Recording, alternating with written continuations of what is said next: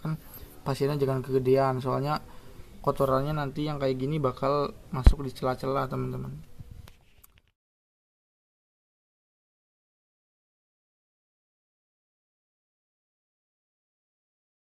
Oke teman-teman, assalamualaikum warahmatullahi wabarakatuh. Balik lagi di Keepers Channel Indonesia ya. Jadi kita di video kali ini akan sharing-sharing tentang perawatan baby auranti yang mungil ini ya teman-teman. Jadi di video-video berikutnya, di video sebelumnya saya udah beberapa kali buat video ya.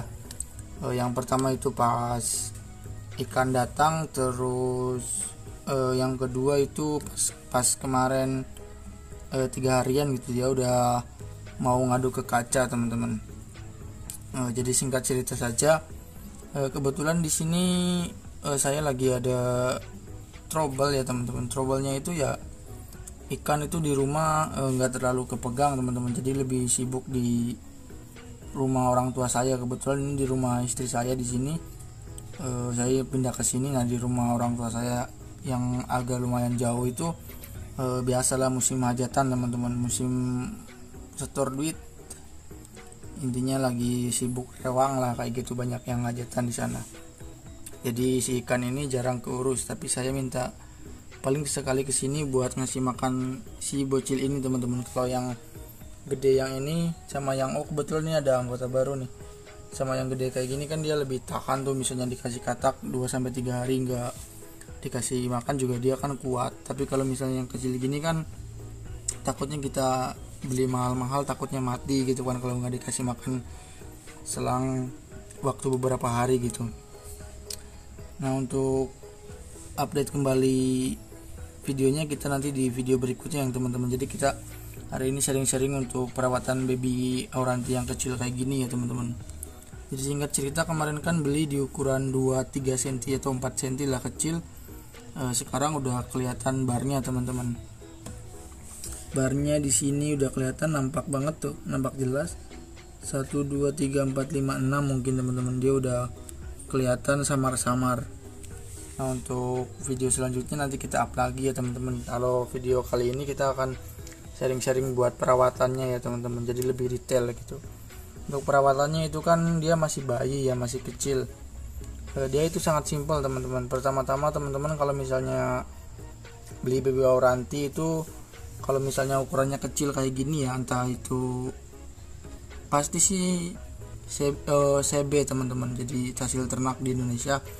Kalau misalnya WC kan ukuran segini juga jarang, palingan 5-6 cm lah, itu juga sekarang kan udah susah gitu. Jadi kita sharing-sharing tentang perawatannya di ukuran yang kemarin beli saya itu ukuran 2-3-4 cm gitu ya. Jadi perawatannya itu simple teman-teman. Kita sharing-sharing dari ukuran akuarium dulu ya teman-teman. Kalau misalnya kecil kayak gini, ini kan kayak gini udah kelihatan lah. Kalau kemarin kan belum jelas banget barnya tuh.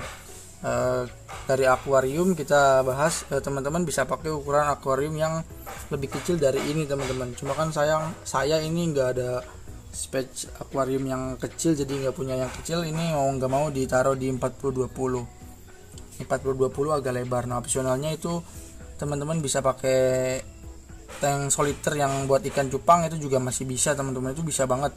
Meskipun kecil dia kan buat si ikan juga fleksibel kesana kemarinnya. Jadi entah itu pakai tank soliter atau pakai botol bekas minuman gitu, bekas minuman yang cup kayak gitu agak gede, itu juga bisa, asalkan tutupnya rapet.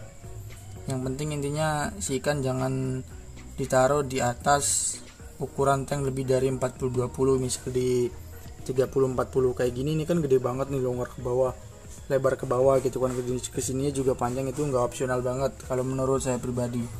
Jadi lebih opsional di tank lebih kecil dari 40-20. Kalau misalnya masih 40-20, 40-25 juga termasuknya besar sih. 40-20 itu masih fleksibel, 30-20 masih masuk, lebih masuk lagi di bawah itu, misal 15x15 atau 20x15 itu masuk. Kalau enggak tank soliter yang bekas ikan cupang tuh kan banyak. Kalau enggak lagi ya pakai botol cup gini, cup yang biasa lah, cup yang SS kayak gitu. Nah itu juga masuk teman-teman, asalkan tutupnya yang rapat. Itu pembahasan tank kayak gitu ya. Terus untuk pembahasan air. Kalau air kan ini juga si ikan masih kecil. Kalau teman-teman taruh aja di tank 30-20, misal ini kan 40, taruh di tank 20-an kayak gini lah. Ini kan ibaratnya 20 segini, 20-15. Itu untuk kuras airnya jangan terlalu sering teman-teman, karena si ikan juga posisinya masih kecil. Jangan terlalu sering dikuras, terus dia juga ngeluarin kotorannya kan juga nggak terlalu banyak kayak apa kan, kayak yang udah gede kayak gini. Kalau yang udah gede kayak gini kan otomatis dia kepakannya juga hasil kotorannya kelihatan teman-teman di pojokan. Apalagi dia udah nyentuh makanan katak kayak gitu, otomatis ada yang menggumpal seperti itu. Nah ini bekas pakan hidup katak biasanya teman-teman. Itu opsional penggunaan airnya, jangan terlalu sering dikuras. Kalau masih kecil kayak gini, ini kan masih kecil banget, jangan terlalu sering dikuras, soalnya dia kekotoran itu nggak bakal kelihatan banget teman-teman. Yang ada tanknya pasti lumutan kayak gini. Jadi ya nggak apa-apa, itu air masih tetap bersih karena ikannya juga masih kecil.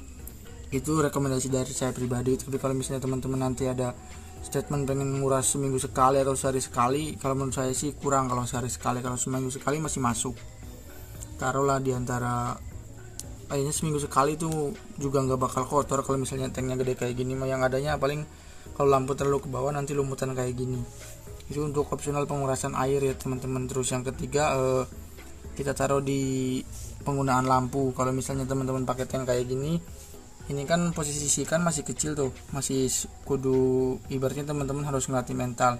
Kalau misalnya sering dimainin otomatis nanti mentalnya cepet tumbuh. Kalau ini kan kemarin sempat flaring tuh tipis-tipis. Ini juga kadangan mau kadangan enggak, soalnya jarang dimainin sama saya teman-teman.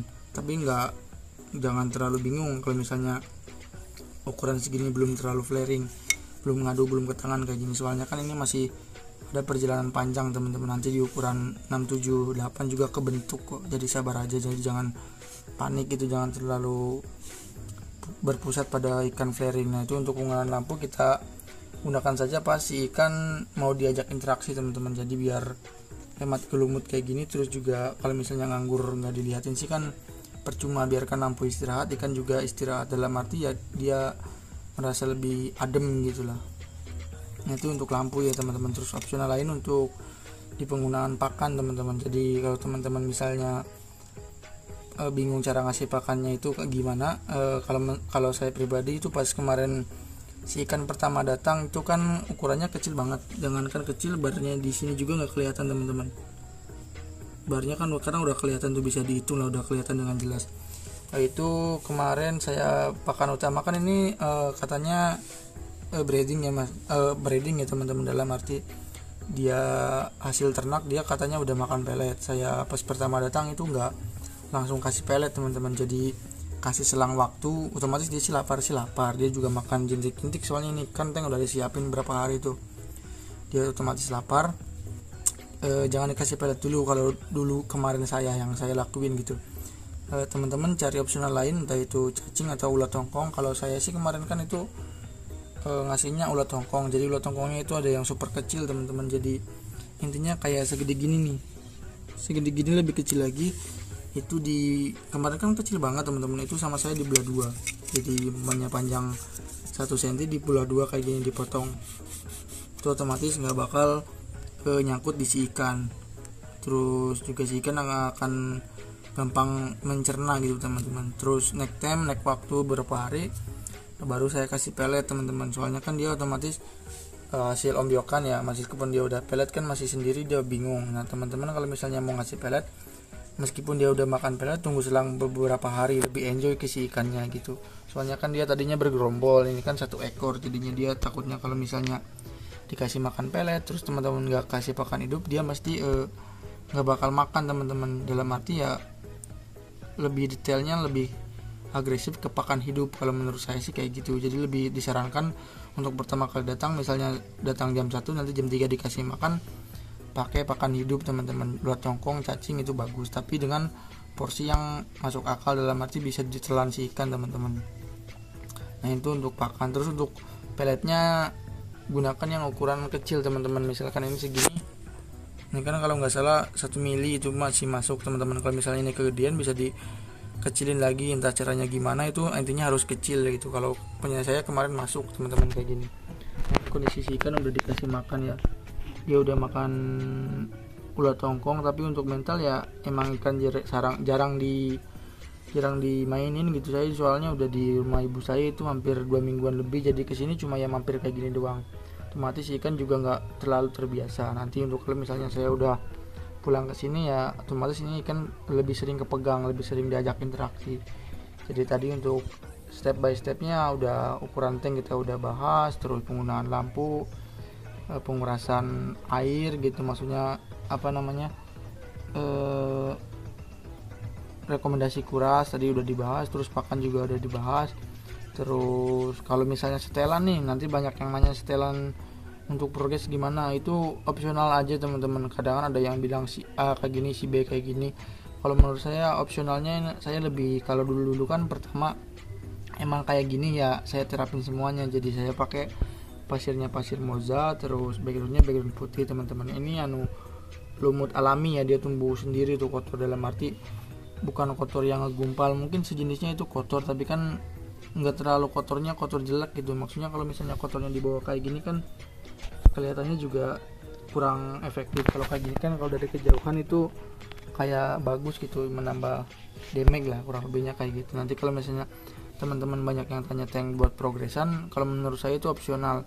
Mau tank mau tank ukuran kecil dia pakai background hitam pasir merah juga ya masuk akal, asalkan pasirnya jangan kegedean, soalnya kotorannya nanti yang kayak gini bakal masuk di celah-celah teman-teman. Untuk progresnya kayak gitu. Terus juga ini saya pakai pasir moza ya, dengan background putih, ukuran akuariumnya ini 40-20. Nanti kalau misalnya teman-teman ada yang tanya lagi pola pakan ini masih belum teratur teman-teman. Mungkin besok-besoknya saya akan jadwalin buat pola pakannya. Sementara ini kan masih kecil, masih masa pertumbuhannya masih jauh banget untuk mencapai yang kayak gini. Kalau enggak yang